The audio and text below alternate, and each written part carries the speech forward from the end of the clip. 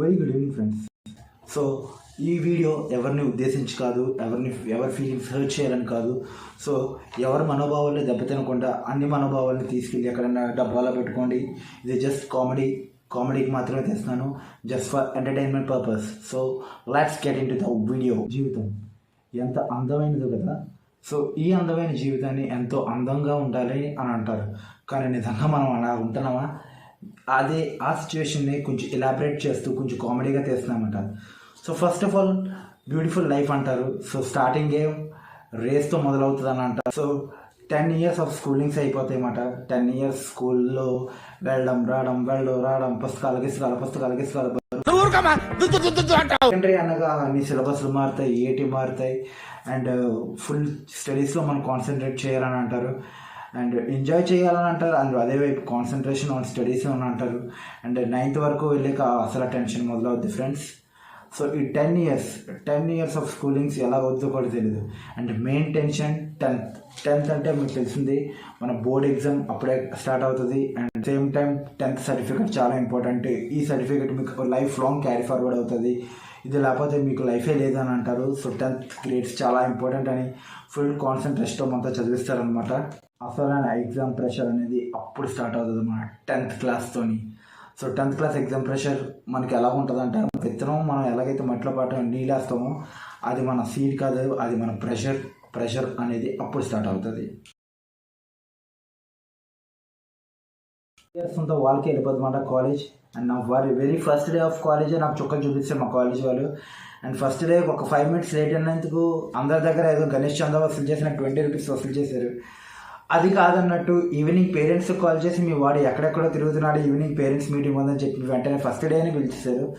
So ఆ రోజే నాకు అర్థమైపోయింది ఫ్రెండ్స్ 2 years ఎలా ఉండిపోతుంది అని చెప్పేసి. సో మీరు కూడా చాలామంది ఫేస్ చేసే ఉంటారు ఈ 2 years అనేది. అండ్ ఇది పక్కన పెడితే అన్నీ వాళ్ళ దగ్గర కొనుక్కోవాలంటారు.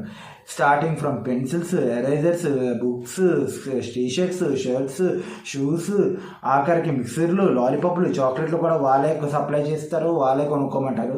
సో బయట ఎక్కడికి బయట మనం కొనుక్కోవడానికి ఛాన్స్ ఇవ్వనమాట. ఫీజు గురించి అయితే మీకు చెప్పవసరం, మీకు తెలిసి ఉంటుంది 2 years ఫీజు ఎలా ఉంటుందో.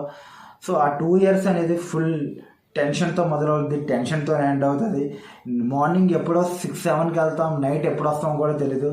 స్టడీ అవర్స్ అని 7, 8, అప్పుడప్పుడు 8:30 కూడా అయిపోయింది. అండ్ అప్పటికి స్టడీ అవర్స్ మనకు అలా ఫినిష్ అవుతుంది అనమాట. 2 years night shifts, day shifts అని అన్నీ కంప్లీట్ చేసుకుని చివరికి ఎగ్జామ్స్ అని అయిపోయి చివరికి బయటకు వచ్చి అమ్మయ్య అనుకునేసరికి మనం ప్రెషర్ ఉన్నదే, ఆ సీడ్ నాటాం కదా, ఆ మొక్క అనేది ఇంకొంచెం ఎదిగిపోతుంది. సో అప్పుడు మనకు టెన్షన్ అవుద్ది. సో రిమైనింగ్ 3 or 4 years అదే డిగ్రీ ఆర్ ఇంజనీరింగ్ చేయాలి. అండ్ ఆ 3 years 4 years మనం ఏదోలా గడిపేసి చదివి పాస్ అయిపోయి బయటకు వచ్చేసరికి అసలైన టెన్షన్ మొదలవుతుంది. మనకి తెలియకుండానే మొక్క అనేది చెట్టు కింద మారిపోద్ది. అది biggest pressure of life. So ఇవన్నీ కంప్లీట్ చేసుకుని బయటకు వచ్చాక నెక్స్ట్ ఏంటి అని ఇరింటోళ్ళు, పొరుగింటోళ్ళు, పైగింటోళ్ళు, రిలేటివ్స్ అందరూ అడుగుతారు. సో నెక్స్ట్ ఏంటంటే ఇది జాబ్ ట్రయల్స్ మాత్రం ఇప్పుడు ఎంత డిఫికల్ట్గా ఉందో మీకు చెప్పవసరం లేదురా బాబు, చాలా డిఫికల్ట్గా ఉంది. సో చేసిన జాబ్కి చదువుకి సంబంధం లేని జాబ్స్ చాలామంది చేస్తున్నారు. అందులోని ఇప్పుడు దొరికిన జాబ్స్ అనుకుంటావా, అది ఇంకా రిస్క్లో ఉంటుంది.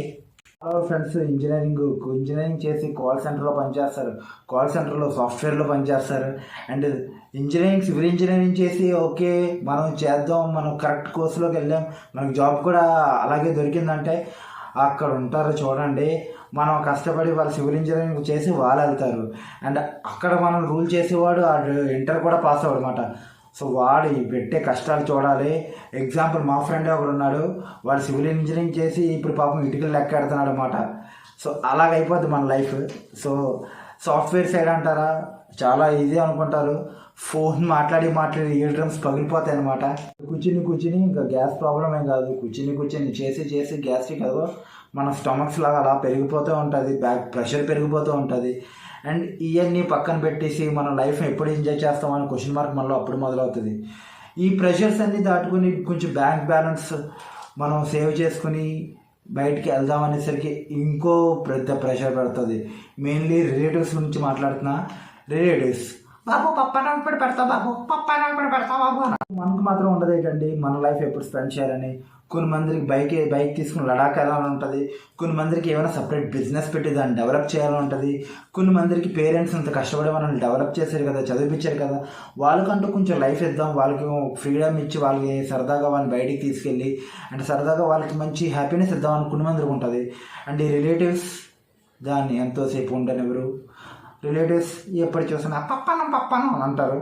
సో గురించి మాట్లాడుతాను, మీకు అర్థమైపోయి ఉంటుంది మ్యారేజ్. సో వాళ్ళ ఇంట్లోనే already bachelor boys and girls ఎవరో ఒకరు ఉంటారు, వాళ్ళ గురించి ఆలోచించరు. కానీ పక్కింటి వాళ్ళు మాత్రం భలే ఇండైరెక్ట్గా పప్పన్నం అని అడుగుతారు. ఇది చాలా డేంజరు. అండ్ మీకు కనుక పప్పన్నం తినాలనిపిస్తే ఇంటికి వచ్చేయమని చెప్పండి, మీరు పప్పన్నం వండిసి పెట్టేయండి. ఇంక లైఫ్లో పప్పన్నం అడగరు.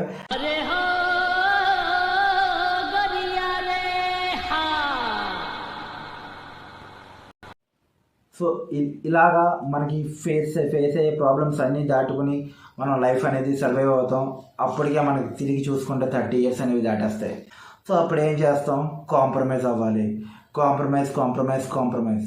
సో ఇలాగ అవుతుందంటే చాలామంది లైఫ్ని ఇలాగే కొనసాగిస్తున్నారని అనుకుంటున్నాను.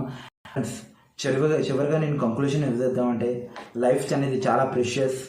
సో కాంప్రమైజ్ అవ్వాలి అవ్వకూడదని మన డెసిషన్, అండ్ కాంప్రమైజ్ అవ్వదనే నేను అంటాను. అండ్ లైఫ్లో ఏం సాధించాలనుకున్నాను సాధిద్దాం. For the end of this video, thank you so much.